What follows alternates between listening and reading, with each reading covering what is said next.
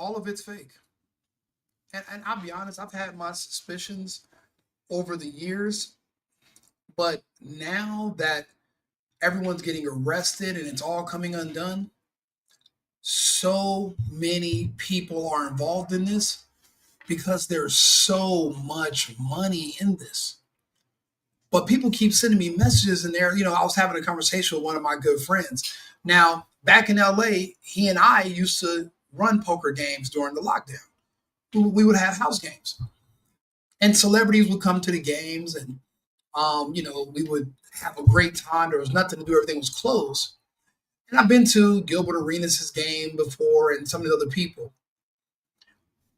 I try to tell people it's not necessarily about money. When you see these NBA players getting paid 20, 30 million dollars for 4 years or whatever, that money, for one thing, it's taxed. So they're not getting all of that money. But for two, it's only the money part. When it comes to gambling, money isn't the cure. Money can't solve the gambling problem a man has, or anybody has. A lot of women have it too. They sit there on those slot machines for hours, for days. They don't sleep. When you have the green eye, it's an addiction. So people keep thinking, oh, well, he makes all this money. Why does he need to gamble? It's the adrenaline rush.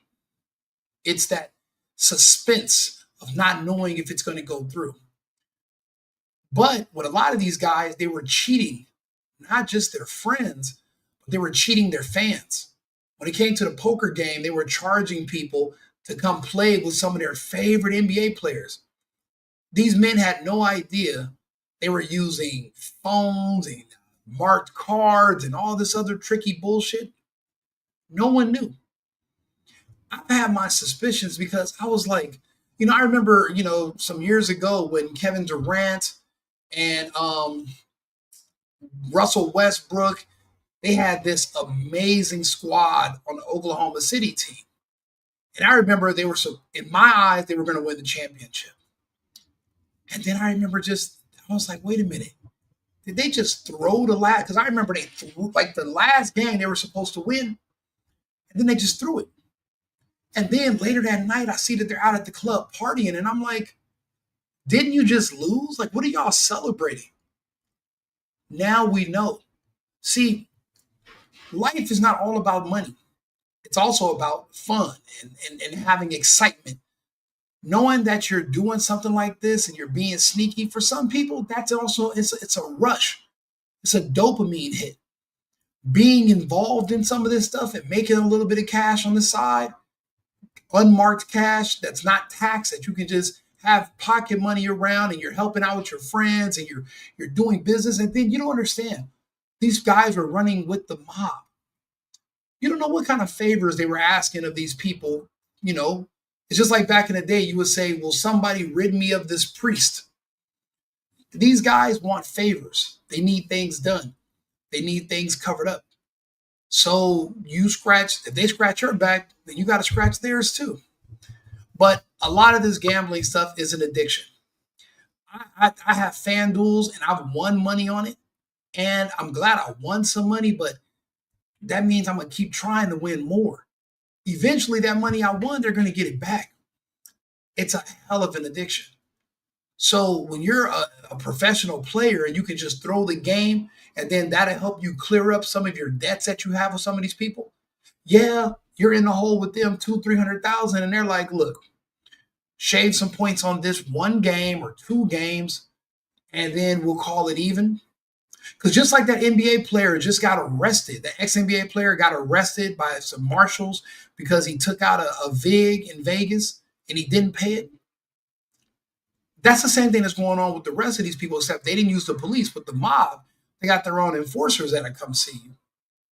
Same thing. All these guys have a gambling problem because there's nothing else you can do with the money. Food doesn't cost that much. Clothing doesn't cost that much. You already have cars. So a lot of people just want to play poker. They want to go to Vegas. I remember looking at Charles Barkley, but I'm like, shut up, Charles. You've done it too. Shaq's done it.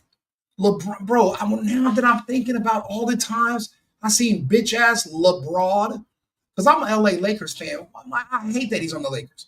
But when I seen LeBron flopping like a fish and the person didn't come nowhere near him, like a soccer player, just like he's dying, I'm disgusted by it. I'm like, why is he doing that? Now I'm understanding it. He told people, I'm going to be leaving the game early. I'm going to get injured out. I'm going to get pulled out. And people will literally make bets on that. They would bet on that and they would win big. If you could guess when a player, because you can bet on anything. If you can guess a certain player is going to get injured and you put a bunch of money behind it and it happens, it seems like it's just a fluke. But there would be a small percentage of people that would literally put up 200,000-300,000. And that would turn into millions. Now you're finding out that it's the refs, and it goes all the way up to Adam Silver. I remember Adam Silver when he was selling the making the guy forced to sell the Clippers because of some racism bullshit scandal, which I don't think he should have been able to do. This guy's always been a creepy, snaky, slithery dude, fining people for using curse words and all kind of frivolous nonsense. And they turned a blind eye, or they knew. This is what's pushing a lot of these leagues and a lot of these games. Because I'm like, wait a minute, how are they guessing these player props? If I bet you're going to hit 15, he gets to 14 and then he leaves the game in the third quarter? What are you talking about? He killed my whole parlay. Now you're noticing like they have algorithms and they can figure it out. They can tell who to shave what, where, and they can maximize their profitability. All of the sport, it's not just basketball. It's all rigged. What might not be rigged? Okay, tennis. But shit, if you pay a tennis player, you might be able to get them to throw the game or throw some stuff. You don't know. All of it's corrupt because money's involved. Even with politics, you can't trust anything where money's involved at all. But I want to hear what this bald, long-faced alien with glasses of Adam Silver. I want to see what he has to say. And Adam, yesterday, federal indictments were announced involving current player Terry Rozier and current head coach Chauncey Billups. What was your initial reaction, and what have the last 36 hours been like for you? My initial reaction was I was deeply disturbed. There's nothing more important to the league and its fans than the integrity of the competition. And so I had a pit in my stomach. It was very upsetting. And Terry Rozier was allowed to keep playing after an NBA investigation ruled that there was no NBA rules violated. What do you make of that decision now amid the FBI's allegations against him? So what happened was, because bets were placed through legalized legal betting companies, they picked up aberrational behavior around a particular game in March of 23. And so that was brought to our attention by the regulators and the betting companies. We then looked into that situation and were very transparent about it. And while there was that aberrational betting, we frankly couldn't find anything. Terry at the time cooperated. He gave the league office his phone. He sat down for an interview. And we ultimately concluded that there was insufficient evidence, despite that aberrational behavior, to move forward. We then worked directly with the law enforcement, as they said at the press conference, that the league has been cooperating. And so that was obviously. Let's stop it right here. I've watched this man do at least 50 press conferences over the past, 15 years. I've never seen this fucker stutter. I've never seen him unsure. I've never seen him this nervous. See, it's not necessarily what you say, but it's how you say it. This goes all the way up to him and above him. What people don't understand, bro, when you have money, you still have a bunch of problems. You just have different problems. You don't understand, these are men. It's easy to catch men up in scandals. It's easy. Y'all think the Epstein stuff is just for fucking politicians and scientists who created vaccines and they used it? No. It's for everybody with money. That's why you see a lot of women of prominence come up, because You can't really catch them up on sex-related charges. You can't use a woman to seduce her and say, "Oh, I'm a different age than I said I was," and "Oops, you're cheating on your wife." It's hard to catch women up like that. That's why you don't see women in a lot of scandals. But men, oh, men, we're easy. We're easy like Sunday morning. And this guy, obviously, somebody has something on him too. The mob probably has everything on everybody. Players, coaches. You gotta think about it. These are men that are on the road. Stephen A. Smith, he's not even an athlete. He's just a fucker that talks on the internet like Rico. And what did he say? I can't be faithful. I'm on the road 200 days a year. That means even he, as a sports commentator, is seducing or being seduced by women every night. So imagine being a player or a coach or a commissioner and you're making this kind of money, you're paying girls, you're doing this. You never know what kind of situation you can get into. It could be bad drug habits, it could be women, it could be a lot of different things. Then again, somebody comes in that can help you rid yourself of this priest. And you're going to take the offer. All of these men are weak. All men are weak. Everybody has a vice. Shit, I used to, bro, do you understand? My gambling problem back during those days, I would say, look, I'm not spending no more than 1,000. I get to poker night, we're having fun. We're having a blast. We're sitting there playing. And there are beautiful women walking around that are the hostess, serving food, serving drinks. And that 1,000 turns into 5. This is per day. Per day. Imagine these guys that are millionaires. I'm a small business owner.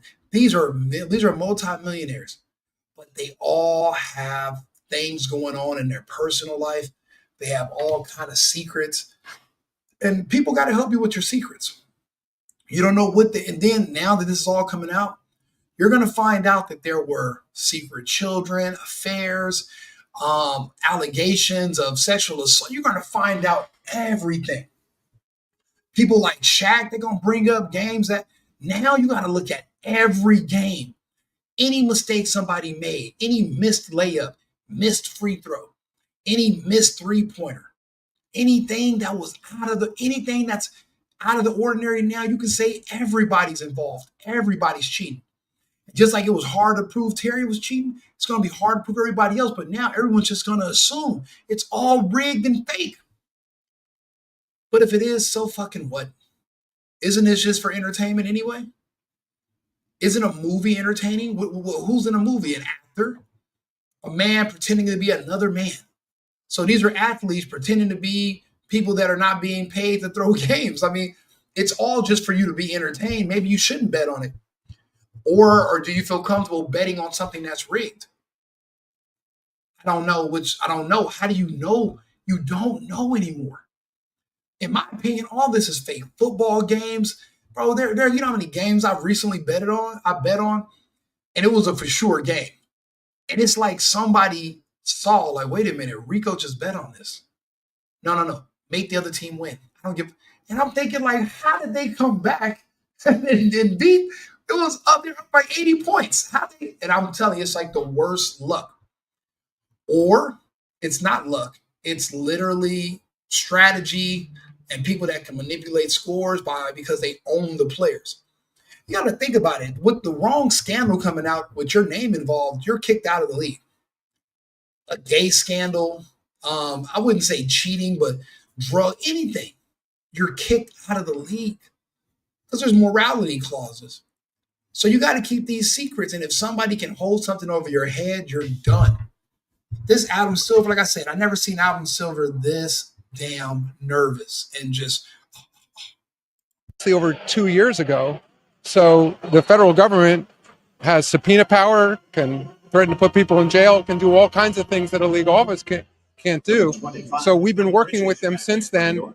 And of course, what they announced yesterday was an indictment. So 2.5 years later, he still hasn't been convicted of anything, in fairness to Terry. Obviously, it doesn't look good, but he's now been put on administrative leave. And so, there's a balance here of protecting people's rights and investigating. And as I said, we've been working with the government and they have extraordinary powers that a league office doesn't have. And obviously, this story has taken some of the spotlight from what has been a really tremendous opening week. I know you have a lot of responsibilities as the commissioner, but you are also a fan of this league. What has made you excited about the season ahead? Well, first of all, I should have started how excited we are to be on Amazon. I guess I wouldn't have predicted that my first interview ever on Amazon would be about sports betting, but I accept that. I mean, meanwhile, another great game tonight in the competition. I was in Oklahoma City opening night. You know what? Just throw a little bit in there. If you look at Adam Silver, you can tell which country he's from, which background, and I'll give you a hint. It's the place that we cannot name. Isn't it crazy that somebody from there is involved in another scandal like this? What an odd coincidence. What an odd coincidence. Overtime game there. I mean, I've been hearing from people throughout the league. I mean, I apologize to our fans that we are all dealing with now this situation, but in terms of the competition on the floor, it's been spectacular. It certainly has, and hoping for another spectacular game and a long-standing rivalry. Thank you for taking the time. Thank you. Back to you, Ian. But the biggest story that we've had in a very, very long time, Portland Trail Blazers head coach Chauncey Billups and Miami Heat guard Terry Rozier were arrested by the FBI in separate gambling probes this morning. Billups' arrest is related to an illegal poker games tied to the mafia, according to ABC News. Whoa. Tied to the who? The mafia. If Red Collect, the Bonanno, the Genevieve. Now everybody gonna play dumb. Like they all don't already know. Man, please. You know who had a really good, interesting take on this morning? It's somebody that doesn't. A lot of people don't like him because they don't like hearing the truth. I like him because he does tell the truth, and I shared his video this morning. Let me see here, and he had a really good take on it. That's the one that we're just watching. It should be. Now, this guy got arrested, a sports betting guru named Sugar. How does one become a sports betting guru? Do you just guess who's going to win, guess these things, or did you have some kind of insider trading tips? Because nobody can guess that good where they're going to call you a guru named Sugar. You got a little sugar in your tank, probably. That's probably what it is. This is definitely not a.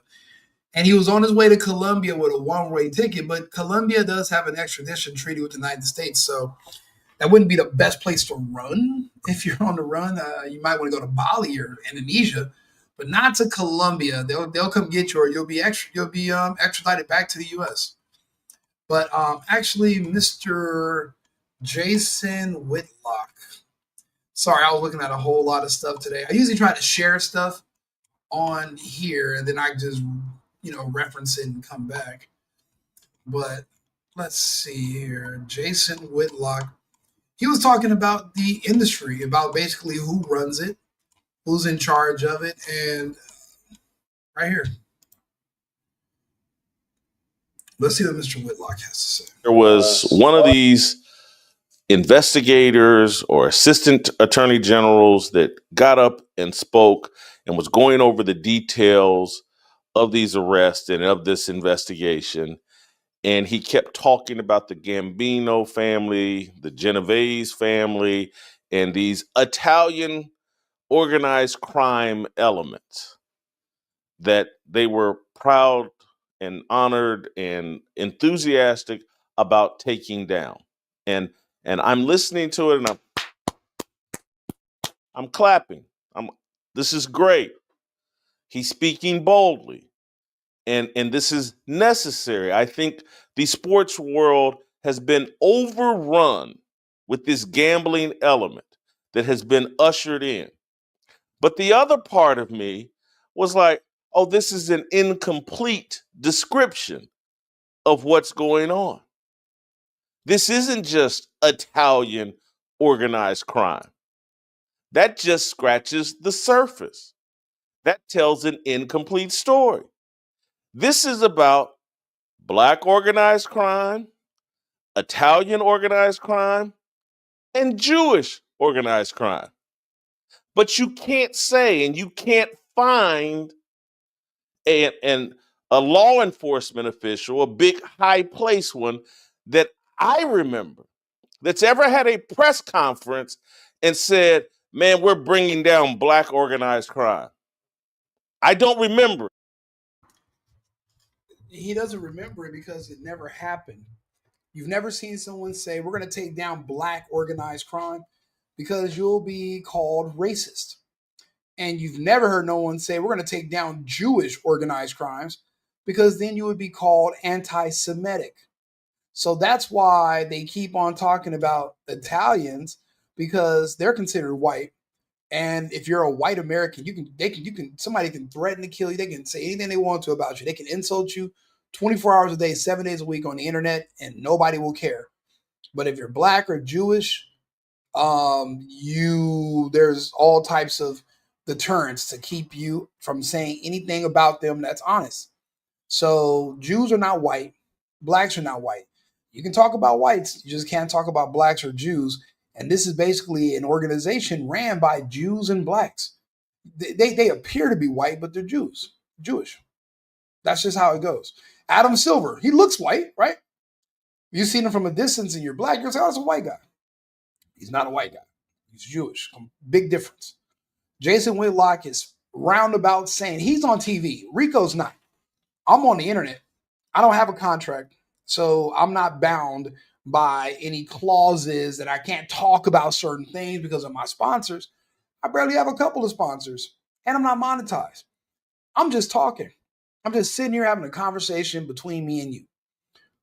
That's what Whitlock is trying to say, is that there's a double standard because 2 out of 3 of the groups are a protected class that you can't speak about because they have terms for what they will call you if you do speak about them.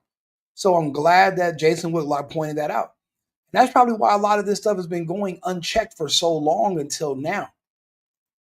You guys hop in the chat. You guys email me. You guys hit me up on Twitter, where any high-ranking law enforcement official. Oh yeah, and do me a favor, follow me on X on Twitter, the single boyfriend.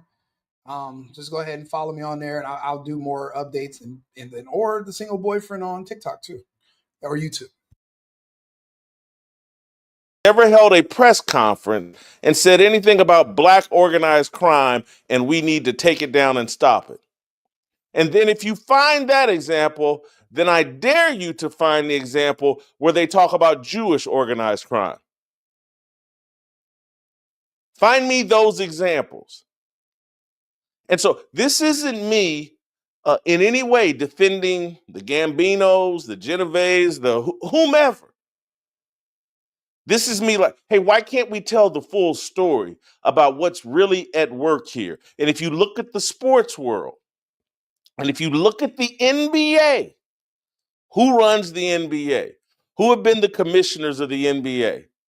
Who are predominantly the owners of NBA franchises? Who are the people that have ushered in, and this is in the NFL as well, but not as pronounced, but who's ushered in all the gambling elements? Remember Donald Sterling? Remember we talked about him earlier, who sold the Clippers because of some escort caught him saying some stuff that they thought was racist. What was his background? Where was Donald Sterling from? I wonder if anybody can guess. And it's crazy. He's actually from the same place as Sterling. I mean Silver. I'm sorry. That's a weird. What a weird coincidence. I think Jason Whitlock is on to something. We're just not allowed to talk about it. But I'm going to talk about it because I think it's interesting. Very, very interesting. Always some suspicious stuff going on with these people. But they're our greatest ally. But friends like this, who needs enemies? And partnered with the gambling elements. And then who had the people that are primarily in control of the NBA? Who are their players? Who are the entertainers that they pay this large sums of money to entertain people on the court? And then who have those players befriended and operate with and watch the movies about and fantasize about being like them.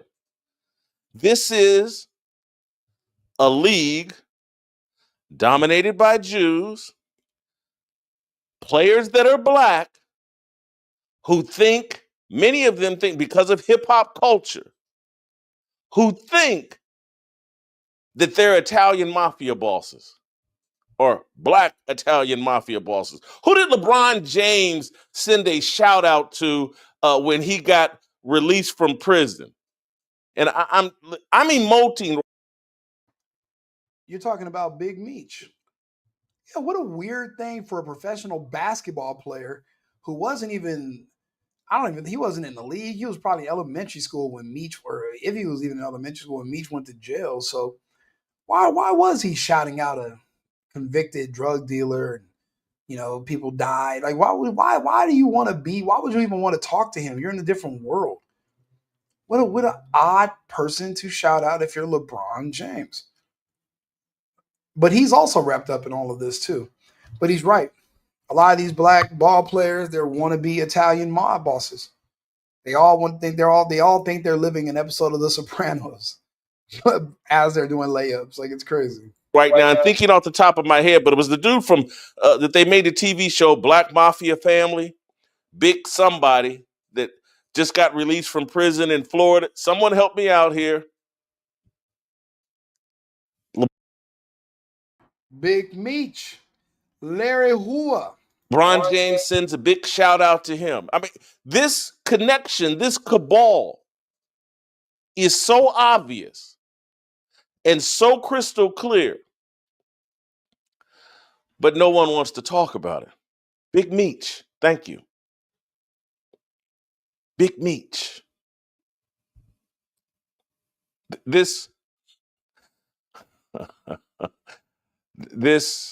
story has so many legs, and it'll be interesting, very interesting, if ESPN allows this story to become pervasive. I was shocked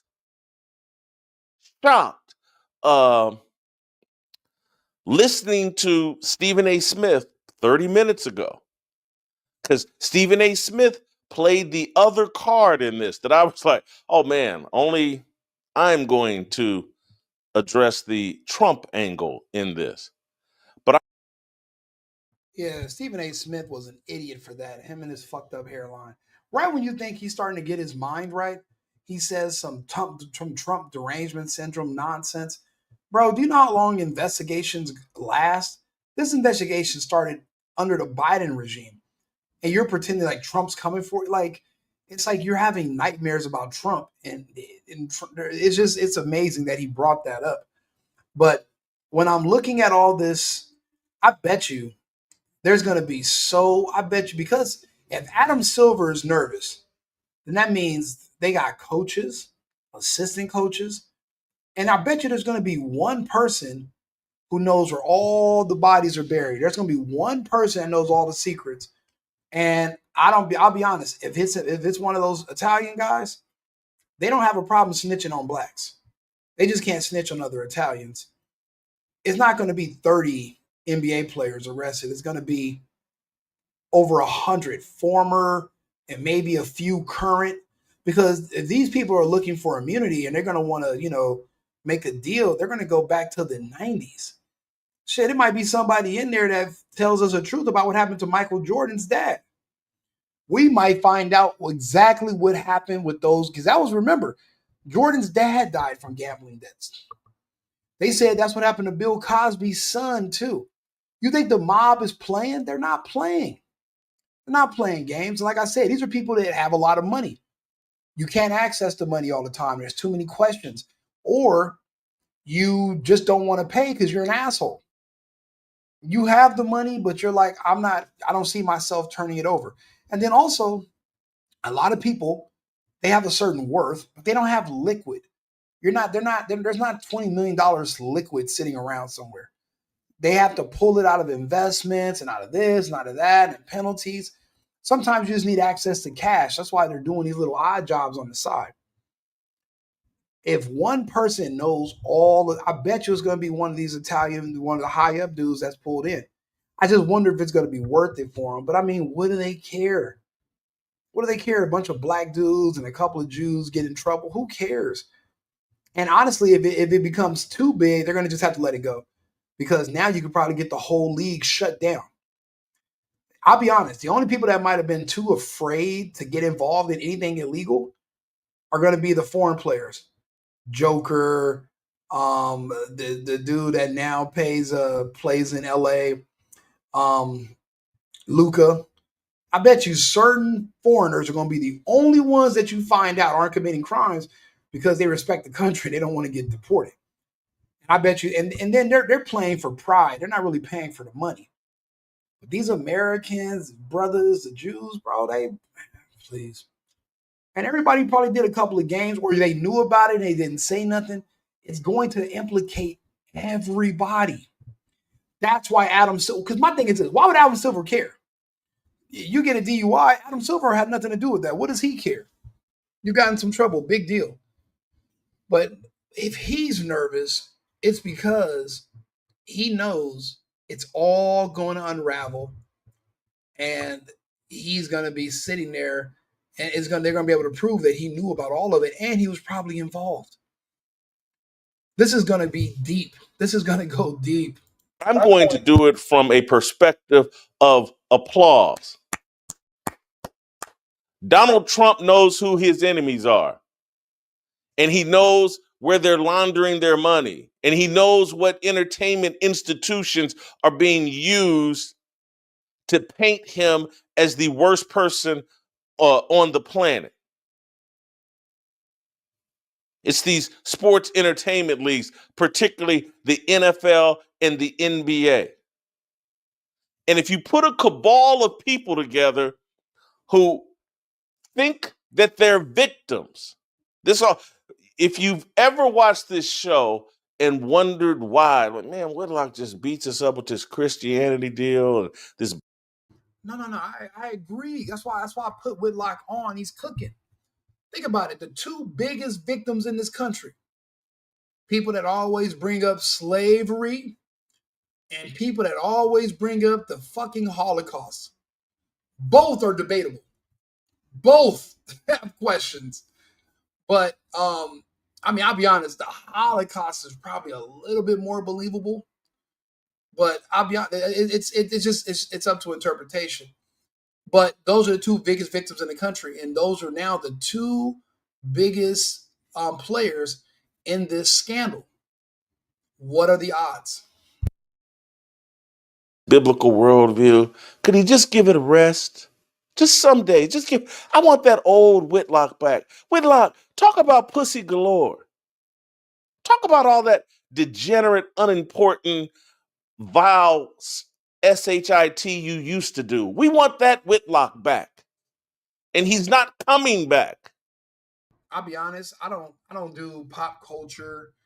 I could do a show about all the different rappers and talk about all their personal business and all the LA gang culture. Oh man, that stuff is so lame. It's like I don't even want to talk about it. I'd rather talk about things of substance. I just feel like it's a waste of my talent if I'm just sitting here talking about, BS pop culture nonsense that doesn't really mean anything. Doing hood reports. It's like it's just been done to death. So I feel Whitlock, he doesn't want to go back to doing that, talking about pussy galore. I'm like, yeah, I don't even make that kind of content. I do relationships and I do like big picture stuff, but as far as getting into the weeds, I've done it, but it's not necessarily my thing. So I understand where Whitlock's coming from on that too. And like I said, people don't like Whitlock. People probably don't like me. Some people tune into me just to see what I'm going to say because they're shocked that I'm even on here talking. In my day-to-day life, you wouldn't even think that I would even be involved in anything like this, But I am. Here I am, I'm going to beat you over the head with the truth, uncomfortable truth. And I'm going to pay the price for it. And I'm willing to. This show, what I'm talking about, YouTube, all the algorithms will try to ignore what I'm sharing with you. The bigger picture perspective of all of this. But yeah, I'm going to start off by, and I got to thank our sponsors and do all that, but I want to get you warmed up for where we're going today. And games and the whole gang of you and the owners of those franchises that I'm persona non grata. I can't show up at an NBA stadium. Everybody must distance themselves from me. So yeah, Cash Patel, expose these people. Put it in everyone's face that these NBA players and many of these black professional athletes that want to run around with their little hip hop victim mentality. There go the bad guys. They're the real bad guys. They think I'm the bad guy. But those are the real bad guys. I have some lower level points here that I want to make because I've gone really big picture.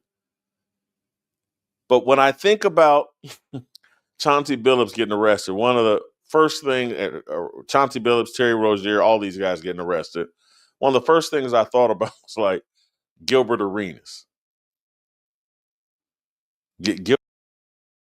That's, it's crazy. Gil was just bragging about snitching on the people who were involved in those poker games in LA. But like, he made a big deal about it. Like, yeah, I'm snitching. I'm telling. He went on a tour, and now Gilbert Arenas is talking about, I'm going to sue everybody that said I had something to do with snitching on. I'm like, bro, you admitted to being a snitch. I don't think that snitching has limits. Well, I'm a snitch on this, but I won't snitch on that. I mean, he's also a pro basketball player. He did a lot of idiotic shit. So him being involved in gambling and point shaving, I wouldn't be shocked. And I wouldn't be shocked if they went to Gil for information and, he probably didn't know anything, or what if he knew a little bit and he gave it up. And now he's threatening to sue content creators who are saying that, because it's like a weird coincidence.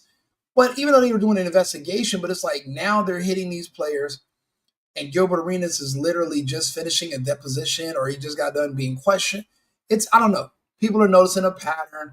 I'm not saying he had anything to do with it, but I'm like, what a strange, another coincidence. Another one. Gilbert Arenas got arrested a month ago and came out of jail telling everybody he's snitching on everybody. Play shot 3. To be honest, I don't know nothing to tell. I wish I did. Boy, because I would have been out like, soon as they put me in a car, if I would have known something, I would have told right there. Shit, I don't know who y'all playing with. Dummy said, yet. Yes.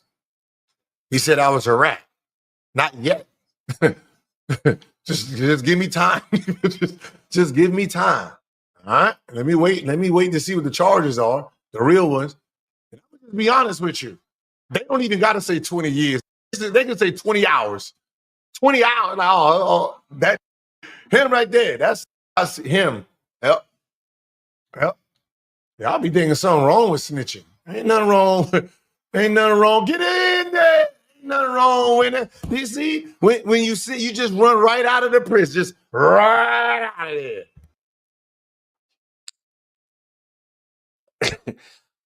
It's a humorous point, but it's a serious point. A mentality, the type of ignorance, the fact that Gilbert Arenas, after nearly having a gunfight inside of an NBA locker room as a player, after identifying and revealing himself to be one of the lowest character individuals in NBA history, you got companies and sponsors rushing to be associated with Gilbert Arenas, rushing to elevate him. They had him on First Take and ESPN. His podcast is blowing up because it's getting all sorts of algorithmic support. Gilbert Arenas, I think was it Marcellus or someone was just about like, he's at the top of the sports YouTube success story. He's right behind Pat McAfee.